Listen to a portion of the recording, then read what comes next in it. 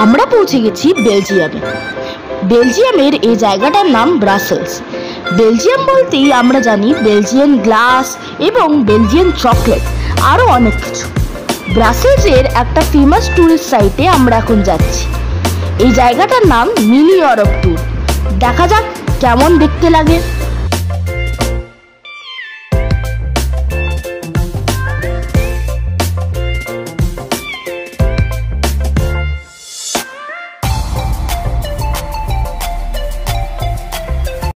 এখন আমরা বেলজিয়ামে, যেটা ইউরোপেরই ভেতর, আর ইউরোপের ভেতরেই আছে মিনি ইউরোপ ট্যুর।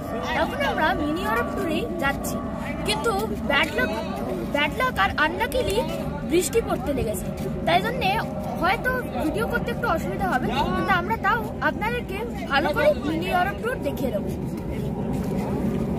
এখানে এসে বেলজিয়াম বলতে আমাদের মাথায় দুটো জিনিসই আসে। এক নম্বর বেলজিয়াম গ্লাস, আর দ্বিতীয়ত বেলজিয়ামের একটি বিখ্যাত মনুমেন্ট, ওইটা অ্যাটোমিয়াম।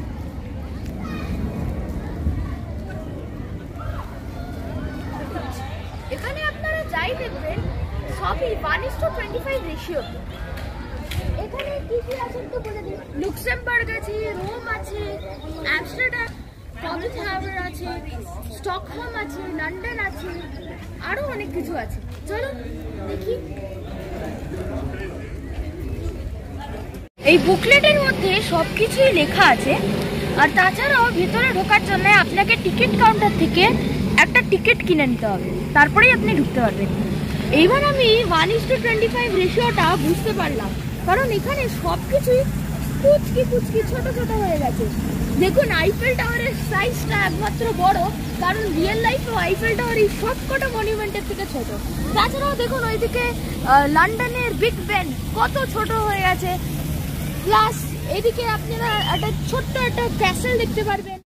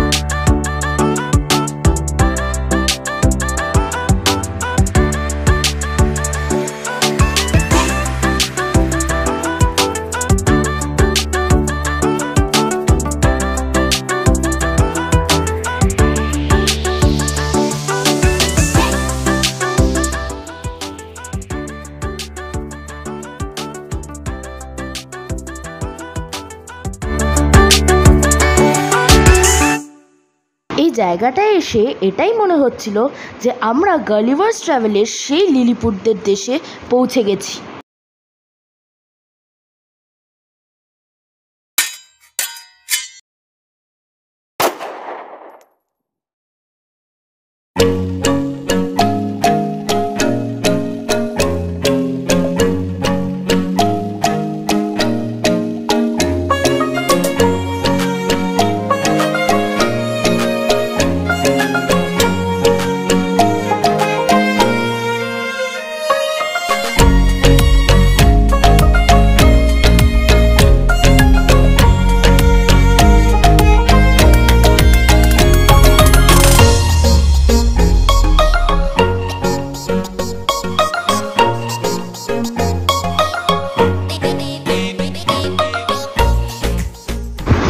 আজকের ভিডিওটা আমি এখানেই শেষ করছি।